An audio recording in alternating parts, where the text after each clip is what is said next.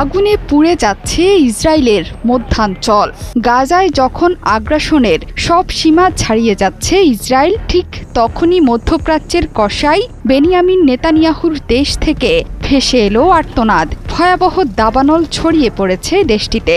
আগুনে পুড়ে খাক হয়ে যাচ্ছে প্রান্তরের পর প্রান্তর।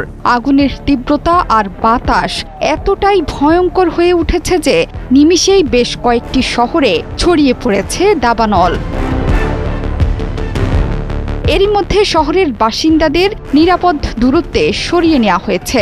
আগুনের তীব্রতায় সড়কে বন্ধ আছে যান চলাচল। রেল লাইনের কাছে আগুন ছড়িয়ে পড়ায় বন্ধ আছে ট্রেন চলাচলও।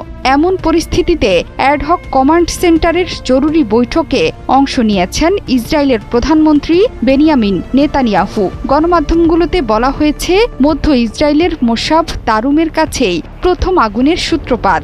এখন যে কোনো ব্র্যান্ডের পুরাতন এসি বদলে নতুন ওয়ালটন এসিতে উপভোগ করুন 25% ছাড়। তাপমাত্রা বৃদ্ধি এবং বাতাসের তীব্রতায় বিভিন্ন জায়গায় ছড়িয়ে পড়েছে সেই আগুন। বেইত শেমেশ শহরের বেশ কয়েকটি স্থানেও দাবানল ছড়িয়ে পড়েছে। একে একে শহরগুলোকে গিলে ফেলছে ভয়ঙ্কর এই দাবানল।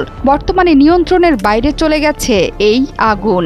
এশতাওল, বেইত মেইর এবং মেসিলাত জিয়ন শহর থেকে বাসিন্দাদের সরিয়ে নেওয়া হয়েছে। ভয়াবহ আগুনের ফলে সড়কের গাড়ি চালকরা তাদের যানবাহনকে ফেলেই শহর ছাড়তে বাধ্য হয়। জনগণকে সতর্ক থাকা এবং ক্ষতিগ্রস্ত এলাকা থেকে দূরে সরে যাওয়ার নির্দেশ দিয়েছে পুলিশ। দাবানল ছড়িয়ে পড়া এলাকা থেকে জেরুজালেমে যাওয়ার গুরুত্বপূর্ণ সড়কও বন্ধ করে দিয়েছেন তারা। এরই মধ্যে বিমানের সাহায্যে আগুন নেভানোর কাজ শুরু করেছে অগ্নি নির্বাপন কর্মীরা।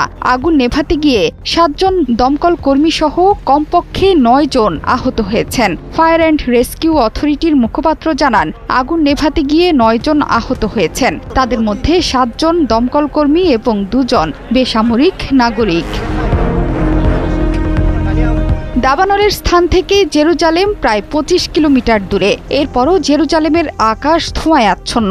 বাতাসের মানের স্তর হ্রাস পেয়েছে। 6টি জেলা থেকে ফায়ার সার্ভিসের কর্মীর তালিকাভুক্ত করে আগুন নেভানোর চেষ্টা চলছে। তাদের সঙ্গে আইডিএফ সদস্যরাও যোগ দিয়েছেন। বেইত শেমেশের উত্তরে দাবানল নেভাতে প্রায় 110টি অগ্নি নির্বাপন দল, 11টি অগ্নি নির্বাপক বিমান এবং 1টি হেলিকপ্টার কাজ করছে।